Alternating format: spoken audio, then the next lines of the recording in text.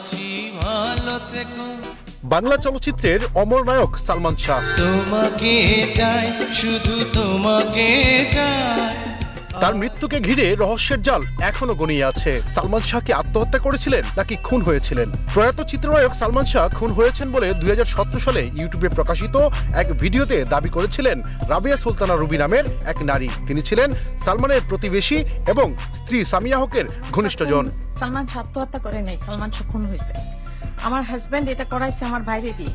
সালমানকে হত্যার অভিযোগ ওঠার পর থেকেই এই ঘটনার সঙ্গে রুবির নাম জড়ায়। আদালতে সালমানের মায়ের করা হত্যার অভিযোগে দায়ের করা মামলায় রুবি হয়েছেন 8 নম্বর আসামি। 20 অক্টোবর সালমান শাহর পরিবারের পক্ষ থেকে নতুন করে এই হত্যা মামলাটি দায়ের করা হয়। 1996 সালের 6 সেপ্টেম্বর ঢাকায় চলচ্চিত্রের জনপ্রিয় নায়ক শাহরিয়ার চৌধুরী ইমন অর্থাৎ সালমান শাহের অস্বাভাবিক মৃত্যু হয়। ঘটনার পর তার বাবা একটি অপমৃত্যুর মামলা করেছিলেন। তবে সালমানের পরিবার শুরু থেকেই দাবি করে আসছে এটি আত্মহত্যা নয়, বরং হত্যাকাণ্ড। এদিকে সালমানকে হত্যার দায় স্বীকার করে রেজবি আহমেদ ওরফে ফরহাদ নামের এক তরুণ আদালতে স্বীকারোক্তিমূলক জবানবন্দি দিয়েছেন। ওই জবানবন্দির ভিত্তিতেই সালমানের মা 11 জনকে আসামি করে আদালতে নালিশি মামলা করেন।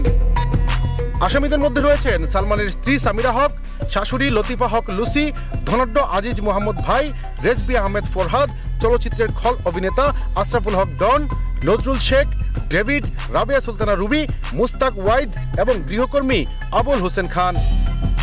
Police bureau of investigation PBI মামলাটি অপমৃত্যুর তদন্তের সঙ্গে মিলিয়ে অনুসন্ধান করছে। রেজবি আহমেদের জবানবন্দি অনুযায়ী ওই রাতে ডনের নেতৃত্বে সালমানের বাসায় গেলে নিচ তলার দরজা খুলে দিয়েছিল রুবি। রুবির ঘর থেকেই আজিজ মোহাম্মদ ভাই বের হয়ে হত্যাকারীদের সঙ্গে যোগ দেন বলে দাবি করা হয়। রুবি তখন ইস্কাটনে সালমানের বাসার সামনেই মে ফেয়ার নামের একটি বিউটি পার্লার চালাতেন। তার স্বামী ছিলেন একজন চীনা নাগরিক ও রেস্তোরাঁ ব্যবসায়ী। 2017 সালে প্রকাশিত ভিডিও বার্তায় রুবি বলেন, ইমন আত্মহত্যা করে নাই, তাকে খুন করা হয়েছে। সামিরার ফ্যামিলি করাইছে আমার ভাই রুমিরে দিয়া, রুমিরেও পরে খুন করা হয়েছে। তিনি আরো বলেন, আমি আদালতে সাক্ষ্য দিতে চাই যেন এই কেস বন্ধ না হয়। রাবিয়া সুলতানা রুবিকে নতুন মামলায় 8 নম্বর আসামি করা হলেও বর্তমানে তিনি কোথায় আছেন তা জানা যায়নি। সালমান শাহ হত্যার রহস্য উন্মোচন হবে কিনা এখন সেটি সময়ের অপেক্ষা।